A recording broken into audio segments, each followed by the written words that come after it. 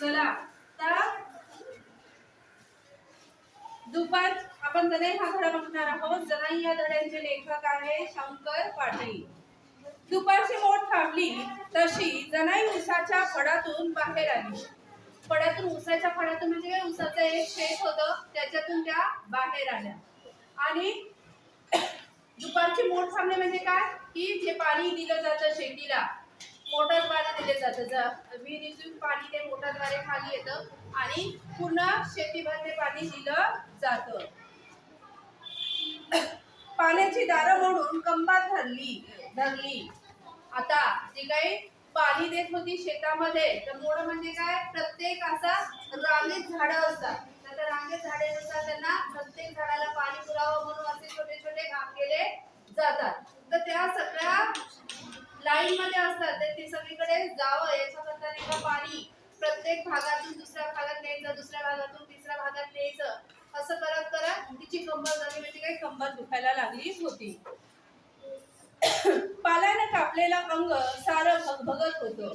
आता उसाची पानं तुम्हाला माहितीच असेल खूप अशी तीक्ष्ण असतात, जाड असतात. ती लागली तर रक्त सुद्धा निघतं. ते लागून त्या जनाईचं अंग भगभगत होतं म्हणजे सगळ्या अंगाची आग होत होती. पाल्याने कापलेलं अंग सारं भगभगत होतं. केव्हा घरात जाऊन पडील असं तिला झालं होतं. केव्हा जाऊन घरी कधी जाईल आणि आराम कधी होईल असं तिला वाटत होतं. पण थेट वस्तीवर न जाता वाट वाकडी करून ती शेंगाच्या वावरात शिरली.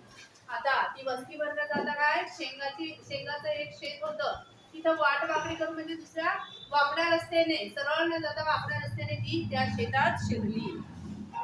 आज सोमवार 2 वेळ उपटून घ्यावे, पोरही 4 शेंगा खातील आणि आपल्यालाही पोटाला जरा आधार होईल म्हणून लगा ती शेंगाच्या वावरात आली आणि मी बुलबुल्यागत बघत उभी राहिली. आता तिला वाटलं आज सोमवार आहे, आपण पण शेंगा खाव्या आणि आपल्या मुलांना पण शेंगा 4 शेंगा खातील या उद्देशानं ती त्या शेतात शिरली आणि बुलबुल्यागत म्हणजे आश्चर्यकारक ती उभी राहिली. गॅसबत्तीच्या प्रकाशात हिरवागार शालू झागमाग करावा तसं ते वावर चमकत होतं.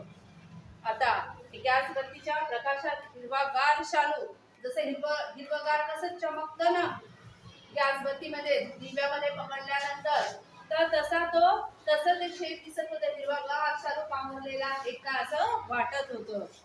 वर ऊन असलं तरी खाली गार वाटत होतं.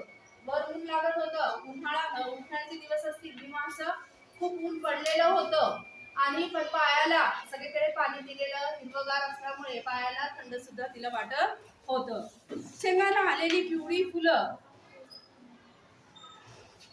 वेलबुट्टीगत दिसत होती. आता शेंगाला कोणती फुलं आली होती कोणत्या कलरची पिवळ्या.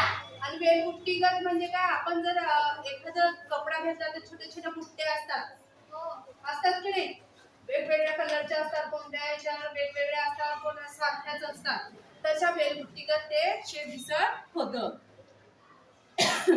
हिरव्या पिवळ्या रेशमी धाग्यांचा एक रुमाल खाली विणला आहे. तर हिरवा म्हणजे पानाचा कलर आणि पिवळा म्हणजे फुलांचा कलर याचा विणलेला एक रुमालच आहे का असं ते शेत दिसत होतं. करा बरं इमॅजिन हिरवगार शेत आणि त्याला छोटे छोटे बुट्ट्या आलेल्या छोटी छोटी पिवळी फुलं. छान दिसते की नाही. डोळ्याला तर खूप छान दिसते ना. छान वाटतं की नाही. हिरवा जर कलर आपण घेतला तर आपल्याला आल्हाददायक वाटत असतो.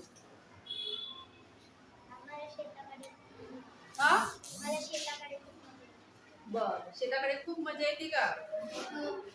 रात्रंदिवस घाम गाळून आले आपल्या हाताने काढलेल्या त्या काशिल्याकडे बघत जनाई थोडा वेळ उभी राहिली. आता जनाईने काय केलं की आपण रात्रंदिवस घाम गाळून इतकं छान काशिल्यासारखं हे जे काय ते पीक आलेलं आहे. कशाचं पीक होतं. शेंगाचं. कोणत्या शेंगा असतील सांगा बरं.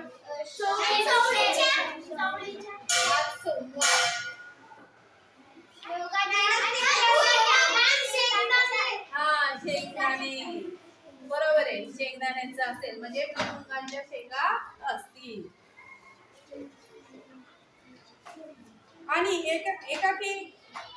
एकाएकी एक विमान चालल्याचा आवाज कानावर येऊ लागला. एकदम अचानक विमान कसं चालतं तसा आवाज आला.